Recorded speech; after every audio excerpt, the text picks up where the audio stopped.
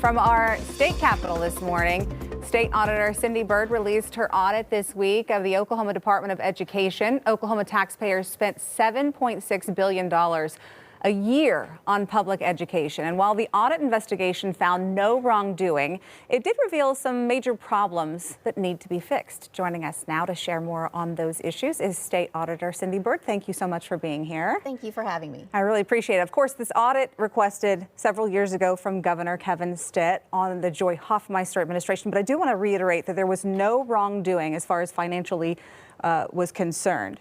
But you are a little interested to find out more about how taxpayer dollars were utilized. Can you explain that to me? Yes, so one of the things that we drew attention to was the OCAS system that schools are required to use to report their expenditures.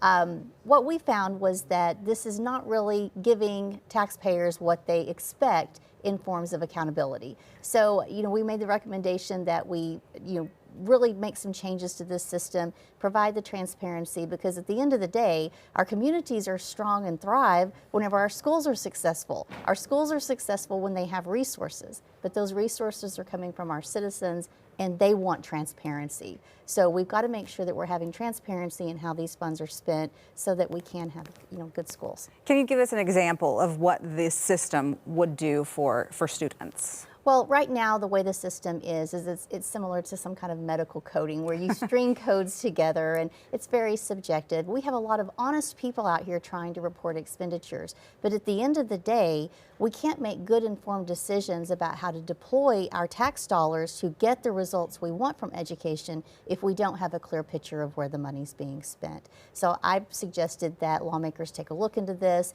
and figure out how we can make this reporting system better. And one of those is a Reading Proficiency Act, correct? That you found some concerns? The Reading Sufficiency Act is something that was passed by lawmakers and with good intentions to put $11 million into helping children read.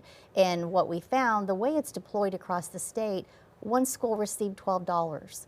Another, 4 schools received around $370. So it's hard to have an impact with that little of money to get the results that you're desiring from this act to help children read. So we just need to take a step back and look at how we are funding education and make sure that the money we are putting out there is being used effectively. Yeah. Now, this request came about 4 years ago. Yes. Can you explain why it took so long to get this information? Yes. Well, I want to back up to what you said. We did not find any kind of misappropriation of funds under Superintendent Hoffmeister's tenure.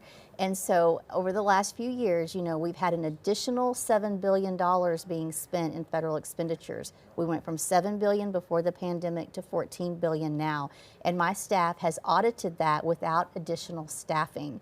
And we have deadlines on that. So we are kind of like a triage unit in my office, making sure we're meeting the deadlines, keeping the funding flows going, but still providing these audits. And because this audit did not have any misappropriation of funds, it was sidelined to take care of the state and municipalities where money was actively being embezzled. You're a little bit busy, right? A little bit busy. We put out 350 audits each year. Oh my goodness. Yes. Well, can you give us an update then? I know that there's been some updates on separate audit requests by Attorney General Gentner Drummond on Ryan Walters' administration. Is there an update on that? Well, AG Drummond pulled that audit back, so we're not currently involved in that audit anymore. Oh, okay. Well, that's good information to know. Well, I sure do appreciate you being here. Thank you so much for giving us some insight.